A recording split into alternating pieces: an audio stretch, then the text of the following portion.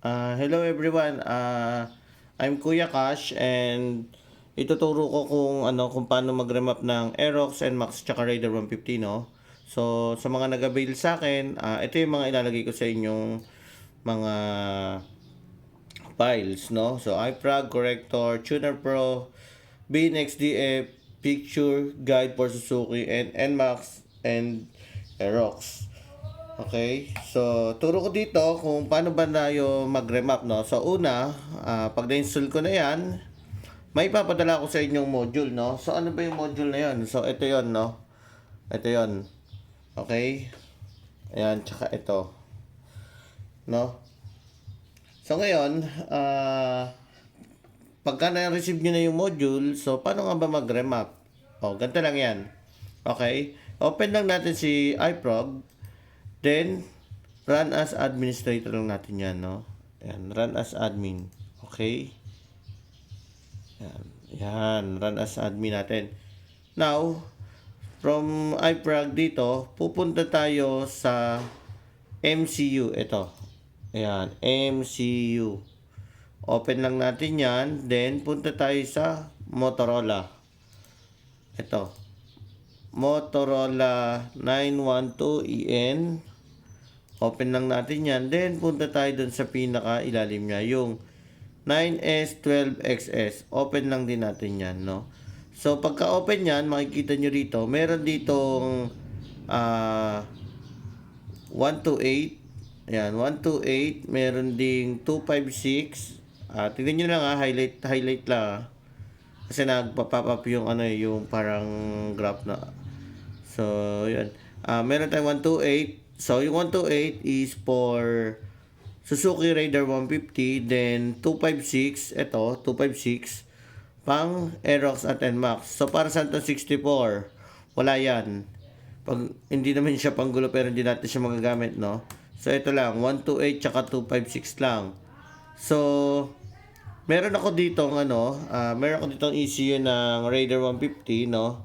Ito, binutasan ko na, no? So, sa mga sa akin, nag-avail, pwede ko send sa inyo yun kung hindi pa kayo nakabili. Ito, yung pantanda para mabutasan to. Siyempre, itong pambutas natin, no? Nasa Shopee naman to. Nasa Shopee. Siyempre, meron din akong binibenta dun sa Shopee ko na promote ko na rin yung guide. Yan, yung guide. So, itong pantanda, tatandaan na lang natin yan. Then, pag gamit tandaan na, magkakaroon yan dyan ng tatak. Siya mo naman gagamitan itong driller natin, no? So, yun. Okay? Okay. Proceed tayo ulit dito. So, ito ay Raider 150, no? So, paano mag-remap ng Raider 150 Fi? Okay? So, yun nga, sabi ko, pagka 128, Raider 150, no? Raider 150, pagka 256, itong nasa baba niya is for Aerox and Max, no? So, double left click natin sa sa 128, since Raider yung meron tayong ECU dito, no? Okay, double click natin yan. Okay. Pupunta tayo, kasi ito, pag open natin yan, nasa P-Flash pa tayo. D-Flash, ayan, D-Flash. Pupunta tayo sa P-Flash. Okay. Tap lang natin, click natin yan, P-Flash, okay. Kung mapapansin nyo, sa D-Flash, ang KB niya 8 KB.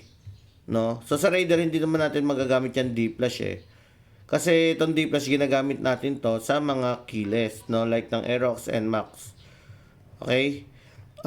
So since sa Raider, hindi natin siya magagamit, pupunta tayo dito sa katabi niya, sa P-Flash yan. Tap lang natin. I-left click lang natin. Then, makikita nyo na 128 KB, which is yun yung KB ni Suzuki Raider 150 Fi. Okay, so paano ba mag-input dyan ng file? Okay, from my cursor, pwede tayong pumunta sa file, open file, no? Or control O, ayan. Or, pindutin na lang natin itong blue folder dito. Pindutin natin itong blue folder.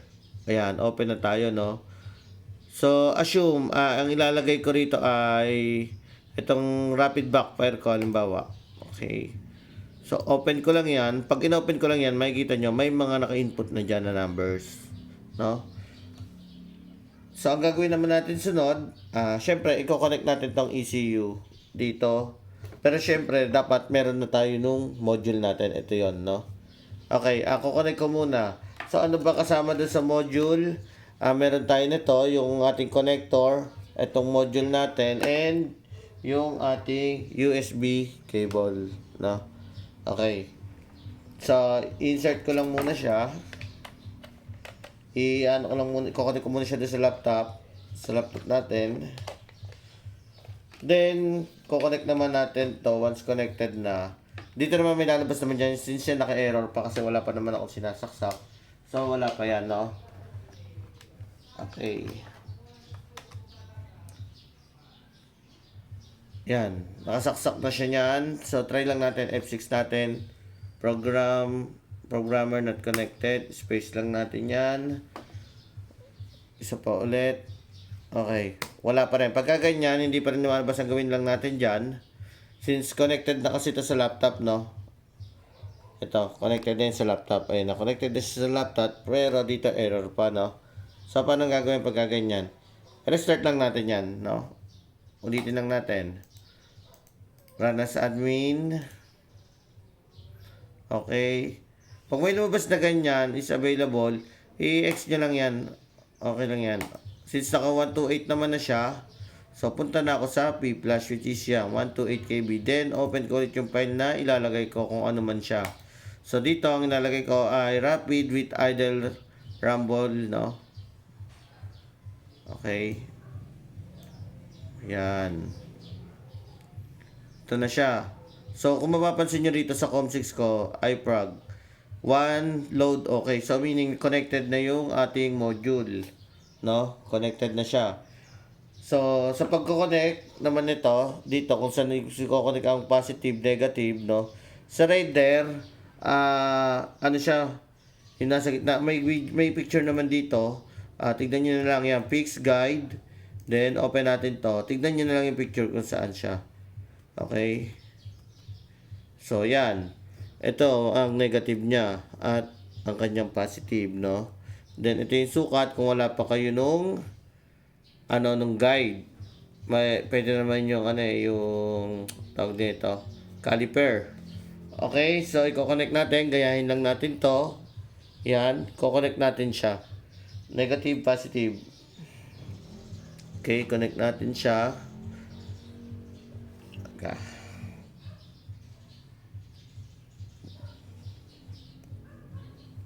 Ayan. Connected na po siya, no? So, nakagaya na dyan. Okay? So, ang susunod naman natin, kasi meron niyang karayom, ito yung i-connect naman natin dito sa butas, kung bakit natin binutasan, no? Okay. Connect tayo.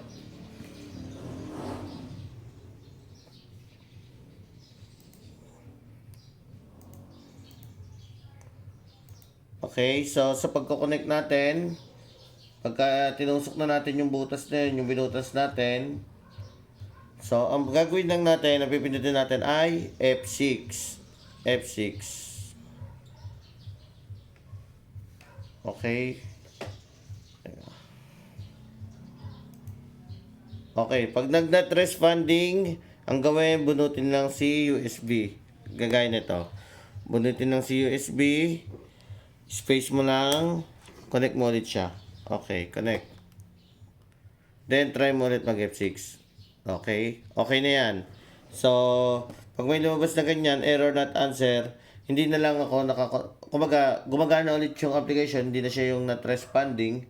Ang gagawin ko na lang, i-F6 ko siya habang kino-connect. Ang reason kung bakit tayo nag-F6, para malaman natin kung connected na si module natin doon sa ECU.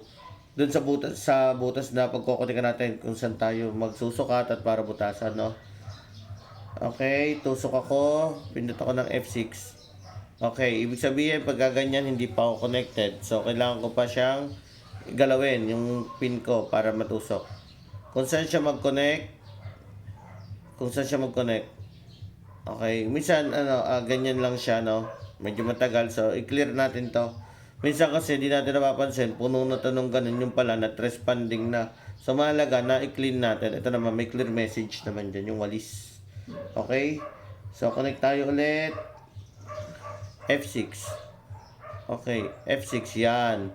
once na ano ka na, once na nakatusok ka na dun sa pagkokonikan mo, ang lalabas na ay register, no? Tapos ready. So ano na yung sunod natin gagawin? Ang pipindutin naman natin after F6 at lumabas na to is F2. Okay? Pindutin natin sa F2. F2. Yan. Nagra-right flush na siya, no? So ngayon, itong right flush na to ay dalawang 100%. Okay? Dalawang 100% yan. So, paano nga ba pagka nabunot? Halimbawa, ano ba mangyayari? Masisira ba yung halimbawa ito, nasa 48 na ako, bigla ko siyang inangat. Okay? Inangat ko siya. Ayan, inangat ko. Ang mangyayari, mag-i-stack up siya doon, no? And then, maglalabas na siya ng error. Okay? Maglalabas siya ng error. So, ang gagawin mo dyan, okay mo lang yan. Ang tendency lang naman si ECU, pagka na-corrupt siya while nag-i-input tayo ng file natin dun sa ECU, pag dilagay mo siya sa motor, hindi aandar yung motor, no? So, mag-check engine lang siya ganyan. Kahit yung fuel pa hindi ugong, no? So, ang gagawin natin pag gaganyan, i-reconnect lang natin. Okay? Reconnect lang natin. Okay, pinda tayo ulit sa F6. Ulitin lang natin. Clear muna natin. I-clear message. Ayan, pag gaganyan, no? Not responding. Gaya na sabi ko, bunutin lang si USB. Then, i-connect ulit. Space. Try ulit. F6. Okay. Connect natin ulit siya. F6. F6. Okay, clear muna natin yung message para alam natin tayo ay connected ba din at hindi siya not responding. Yan. Once register, F2. Okay. So, sa first stage, kung mapapansin nyo, nung inangat natin yung karayom natin dun sa pagkakatusok, nag-stack up to sa 56. Ito kasi pag nagre-remap tayo, dalawang beses kasi ang 100 na tatawid dyan, no? So, pakita ko lang sa inyo, patatawiran natin itong itong 100% na to, no? Aerox at NMAX, ganito yung scenario na nangyayari, no? Parehas lang. So, pakita ko naman sa inyo yung error after nitong 100, ano naman yung lumalabas. Dapat kasi, walang ibang lalabas dyan kundi ready lang pagka dire-diretso yung pagre-remap natin. So, kagaya nito, 98, 99, 100 ready, di ba? O, register, ayan o. Pagka ikaw nawala sa pagkakakonect, ang lalabas dyan sa pangalawang 100 na run, ganyan. Akala mo nag-i-input ka pa ng file pero wala na yan. Tsaka ito kung mapapansin nyo, napakatagal na yan gumalaw. 13, gagalaw pero napakabagal na. Tapos ganyan na siya. Magwa 100% yan pero hindi mo rin mapapandar ang motor. So, paano dapat gawin dyan? Pagka ganyan, bunutin natin si USB ulit. Balik natin, space, clear natin yung message. Ulitin lang yung process, no? So, F6 ulit, once register, F2. Okay, dito sa scenario na to, i-ano natin siya, i-connect na natin siya, i-remove na natin na walang error. Okay, so hintayin lang natin yung dalawang 100%. Okay, dapat walang lalabas dyan na ibang number or letter na lalabas. Dapat is ready lang. Yung right flash, ready, then verifying, dapat mag-ready lang din yan, okay? So, pansinin nyo yun, di ba? Mabilis lang siya. Ganun din sa kabila. Ang matagal lang naman ay Aerox NMAX. Why? Kasi 256 KB siya. Ito naman 128 KB lang. Pansinin nyo yung galaw niya. Pagka connected siya, mabilis, dire-diretso. Hindi kagaya kanina, nung may lumabas dito mga parang apat na letter yon or numbers, mabagal siya. Kasi di siya nausad, no? So, ito, dire-diretso lang. Kagaya niyan, ready. Dapat nalalabas lang din dito, ready. Pag lumabas din ready na yon, ibig sabihin, okay na, done na tayo mag-remap, no? So, hintayin lang natin siya matapos.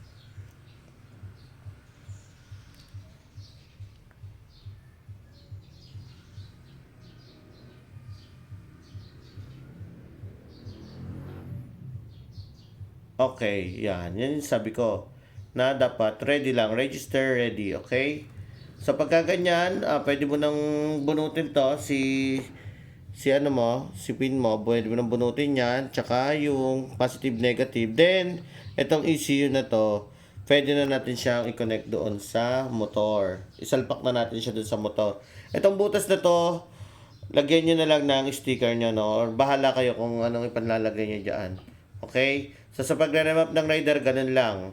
No? Paano naman pag NMAX at Aerox? So, sa NMAX at Aerox, gaya ng sabi ko, wala lang akong pang-test ng Aerox at NMAX, no? Pero ganito rin yung process niya. Ganto lang din yung lalabas. F6 tapos F2 lang. May pagkakaiba lang pag keyless na. Okay? So, dun muna tayo sa hindi keyless. No? Ang gawin natin, clear lang muna natin ulit tong message, no? Para malinis. Then, punta tayo dun sa 256, no? Dito, yung sa baba ng 128. Okay? Yan. Sa baba ng... Ito. Yan. Ayan yung naka-highlight. Yung 256 na. Ayan. 256 na siya. Kasi yun yung Raider, no? Yung Aerox NMAX pala, sorry. Ayan. Double click natin dyan. Double left click. Okay? Once na ma-left click na natin, punta tayo sa P-Flash. Dapat 256 makikita natin dyan. Okay? 256 na. So, meaning, nakatama na tayo. So, paano pagka Aerox NMAX na disuse? Ganito lang yan. Same process. Open file. Punta ka dun sa Aerox or NMAX man yan na key, no? Key. Input mo lang yan. Halimbawa, ito. Open mo lang. Okay, ayan na yan. Connected ka na. Na-input mo na. So, paano ulit yan? F6, tapos F2. Once ready na, nakalagay, registered, ready. F6, F2. No? Paano naman pagka keyless? Okay? So, pag Aerox sa NMAX, keyless, ganun pa rin, 256. Sa P-Flash, ilalagay mo yung file na ilalagay mo. No? Kung ano man siya. So, kung halimbawa, Aerox na key. Ayan. Keyless pala. Aerox B1 keyless. Aerox keyless. Kalikot file modded. Corrected. Okay? Open lang natin yan. Once na ma-open natin, since keyless yan, sa D-Flash, meron na tayong ilalagay dyan yung pang-reset, no? So, sa tanongin nyo, meron ba kami ng pang-reset? Meron. Ito lang yan. So, 8KB lang yan, no? Open file natin ulit. Punta tayo sa, ito. NVX VX3 reset basa yan. Age 59.4A-30 reset ECMID, no? 8KB lang yan. Yan yung ilalagay natin. So, open lang natin yan. So, ayun na. 8KB lang din kasi yung nandito, no? So, ayun na, pagkiles. Paano mong gagawin? Paano ang process niyan? Ang process nito, meron din dito sa video kung paano mag-remap. Dito sa guide natin, sa Aerox NMAX sa keyless. Nandito rin, no? So, walang kumbaga, hindi kayo malilito dyan. Just in case lang malito kayo, ganito lang gagawin dyan. Assume, keyless. Okay. So, nilagay ko na yung file na ilalagay ko, which is yung file corrected, no? Ito na yon, yung 256KB. Nilagay ko na siya doon sa P-Flash. Then sa D-Flash, nilagay ko na rin yung pang-reset. Itong ECMID, inopen ko. Okay, open na siya. Pagka connect tayo, same process. F6. Once na may lumabas na dito na connected na siya, yung registered na, tatawid muna tayo sa D-Flash. No? Pagtawid kay D-Flash, since connected na siya sa P-Flash, sa F6, wag pindot natin, dito tayo mag-F2 sa D-Flash. Pagkiles, Pagkiles. F2 natin. Pag F2 natin yan, tatakbo to ulit itong 1 to 100% na to ng 2 beses. Mabilis lang yan, siguro mga 3 seconds lang. So, dapat yung pagkakakonect nyo sa ECU, wag din pagalaw-galaw kasi baka mamaya, akala nyo connected pa kayo, yung pala hindi na, no? So, okay. So, in F6 ko kay P-Flash, since keyless, pumunta ulit ako kay D-Flash, in F2 ko. 100% natapos. Pagtapos ng 100%, lilipat ulit kayo kay P-Flash. Paglipat nyo kay P-Flash, pagpipindot ulit kayo ng another F2. Pagpindot nyo ng F2 na yon, ganun ulit. Same process kagaya na nakita nyo sa Raider. 100% yun. Pero medyo mabagal-bagal yun, no? Okay? So, dapat hindi kayo dun hinaantok. Kasi pagka nawala kayo sa pagkakonect, ulit na naman, ang tagal pa naman yan. Okay? Siguro, it takes mga 3 minutes sa tansya ko. 2 minutes to 3 minutes yan. Okay? So, dito, tapos na tayo dito. Once naman na mag-ready na yan, yung pagka-verifying na siya, tapos nag-ready, okay na yon, insert nyo na siya sa motor. Okay na yon, goods na under na yon. Okay?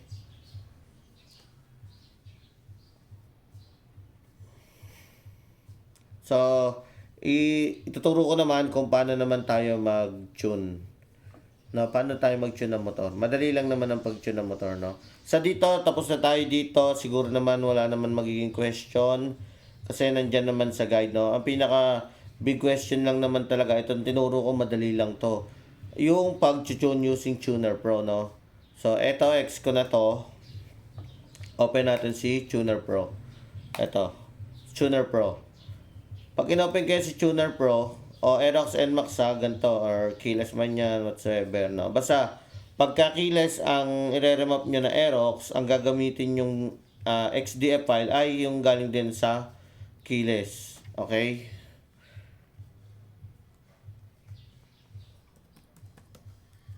Ay, password kasi yung akin. Okay? Assume ang i-remap natin, ang itatono natin ay Raider, halimbawa. O kaya Aerox na lang pala. Pares lang naman to, Aerox or NMAX, no? Tsaka Raider. Pares lang yan. So, si Raider medyo iba lang. Pero, lang, same lang naman sila. Hindi naman totally iba. Iba lang kasi XDF na ginagamit, no? Si kasi si Aerox at si NMAX, parang halos magkamukha na yung ginagamit nila, no? So, yun. Okay? Sa pagre-remap ng sa pag-tune ng ECU, kung ang i-tune natin ay Aerox, kailangan ang gagamitin nating XDF ay yung sa Aerox, no? So, left click ko lang tong XDF, then select XDF, okay? So, since ang i-tune ko ay Aerox, assume Aerox. O yan, Aerox, open ko yan. O ito na, may file na ako dito. Ang problema, wala pa akong laman dito, no? Zero pa. Kasi wala pa akong bin file na nilalagay. So, open ko lang yung i-edit kong file, no? Ay, yung bin or file. Okay, punta lang ako dito sa file, open bin. Okay, open bin.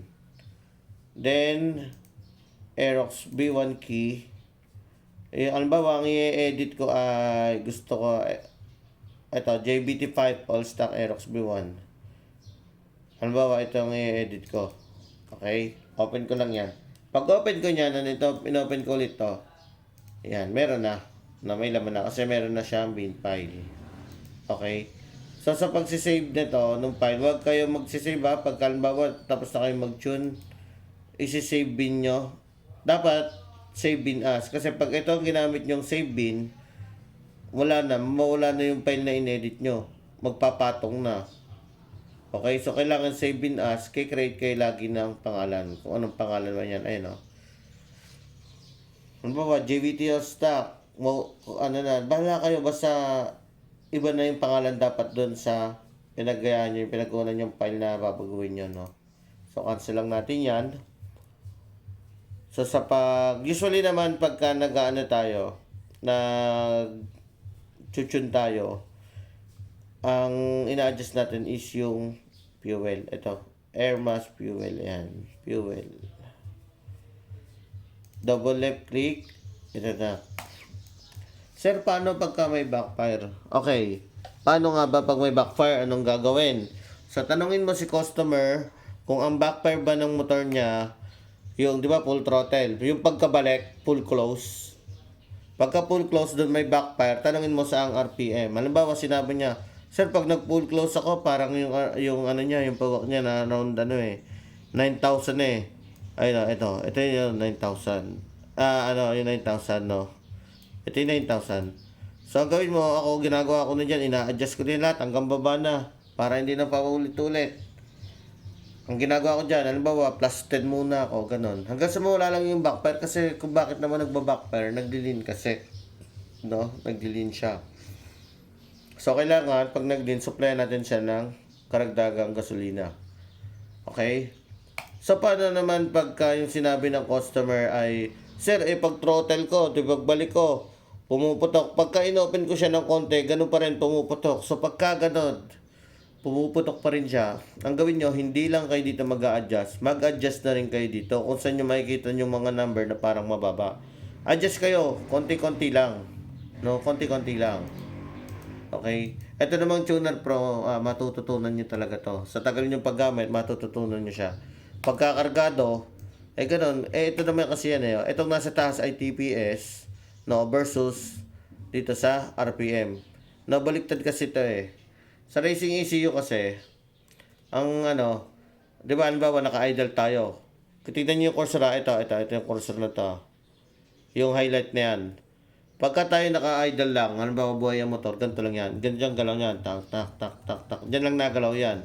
Kasi, ang bilang nito, 0 TPS to, versus dun sa RPM kung saan niya gagalawan, no? Halimbawa, Aerox, ang standard niya 17 plus minus 100. So, dito lang yung lalaro. 1617, pwede rin mag 18. Basta dyan lang, sa lang yan. Papalit, pero madalas ganyan lang yan. Palit-palit lang yan, no? Talon-talon lang yan dyan.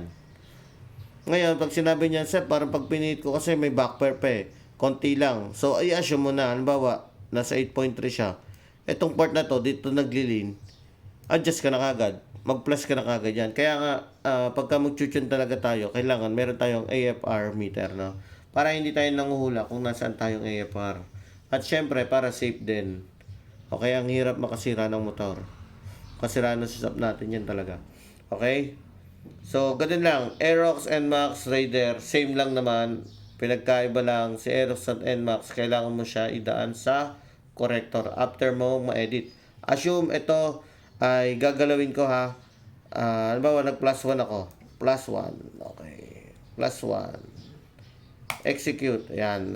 Ayan, naka-fill with value pala ako dati kasi offset, no? Dapat offset yan. Pwede naman natin yung i-X lang, hindi yan masasave, no? Open mo lang siya ulit. Ayan, balik na siya sa dati. Assume dito nag-adjust na ako, nag-plus ako dyan. Ano ba, plus 1 lang. Tapos dito sa port na to, nag-plus 1 din ako. Okay, kung mapapansin nyo, nung nag-execute ako, pumula. Meaning, pag kayang pumula, gumalaw na yan. Nag-plus 1 na yan, no? So, anong gagawin natin sunod? Halimbawa, tapos na tayo. Okay? Pag tapos na tayo, gagawin lang natin dyan ito. Save lang natin yung diskette dito sa taas. Save. Tapos, punta tayo sa file. Save in as try 1, no? Ganyan, try 1. Bahala ka kung anong ipapangalan mo. Basta lang dapat matatandaan mo. Halimbawa, nag-edit ka, all stock yon. All stock. Halimbawa, Aerox B1, all stock. Aerox B1 keyless, all stock, corrected. Yung mga ganyan. Okay, so assume, ayan na yun. Ayan, try 1. Save lang natin. Pagka-save natin, dyan na papasok yung corrector. Bakit kailangan natin si corrector pag nag-edit tayo ng Aerox at saka NMAX? Kasi, pagka nilagay natin yung, yung inedit natin ng dire-diretso lang at hindi natin dinaan dito sa corrector, ang mangyayari, si natin, si motor natin, mag-check engine lang. Kahit yung yung fuel pump niya, hindi siya uugong. Okay? Mag-error 1 lang yan. So, ang gagawin natin para hindi mangyari yon, punta tayo dun sa inedit natin. So, desktop, Kuya Cash. Okay. Remap. Ay, dito pala. Aerox B1 key. Try 1. Pag in-open ko yan, mapapansin nyo, dito, pag in-open ko yung kulay pula yan. I-open ko na, ito yung inedit natin, no? Open ko na yan, pula. Ibig sabihin, pag kaya, kulay pula pa, at hindi mo pa nalalagay ng corrected dyan, ang mangyayari niya, pag in-insert mo sa motor, check engine ka. Hindi rin mag-start ang motor. So, ngayon, nailagay na natin dito yung ating, project bin, yung inedit natin sa Tuner Pro. Ang gagawin natin, correct. Pagka-correct natin, kukunin mo lang ulit yung pangalan na yan, try 1, pero lalagyan mo na siya ng corrected. Okay, try 1 corrected. Ayan. Then, isi-save file lang natin yan. Save natin. Kung mapapansin nyo, dito, meron din ako corrected kasi kinarect ko na siya. Okay? So, ano ba yung sinisimbolize nitong checksum corrector. Kumbaga, para sa akin lang hindi ko alam kung tama to, pero para sa akin, para lang siya yung, alam mo yung nag-refile ka, parang inayos niyo yung, parang ganon. Pero hindi yun yung pinaka-definition nun, no? So, yun lang yung yung sa side ko, yun yung kaya kong sabihin para doon. Parang ganun kasi siya sa akin. Okay, so ang gawin natin, once na okay na, save file as try one corrected bin. So, okay lang natin. Pag okay natin, mapapansin nyo yung kaninang pula, naging kulay green na. So, pwede na natin siyang i-X. Pag X natin yan, since good na tayo, X lang natin yan.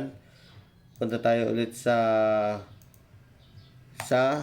dito sa iFrag. Kasi ilalagay na natin, inedit nating bin file dito. So, ganun lang ulit. Ang gagawin natin, punta sa pflash, open si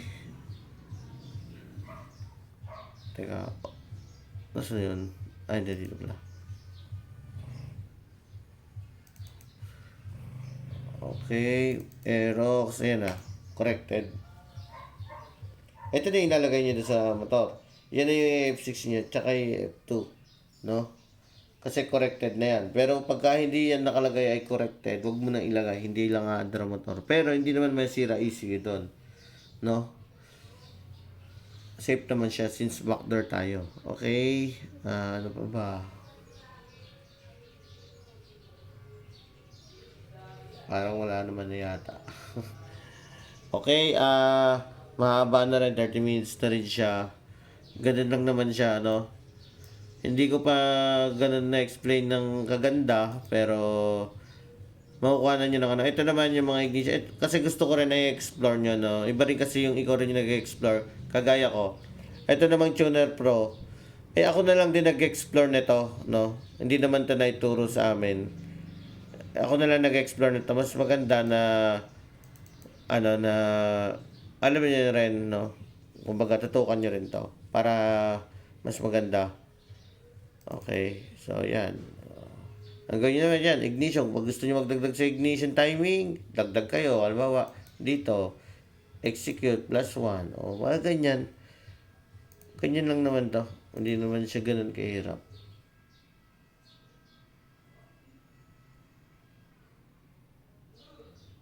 Okay. Limiter. Sa limiter naman, nandyan naman, may nakasulat yan pagka in-open ko yan. Oh. High, low, o 11K ang ang RPM. Okay. So, depende na sa inyo yan. So, yun lang. Salamat.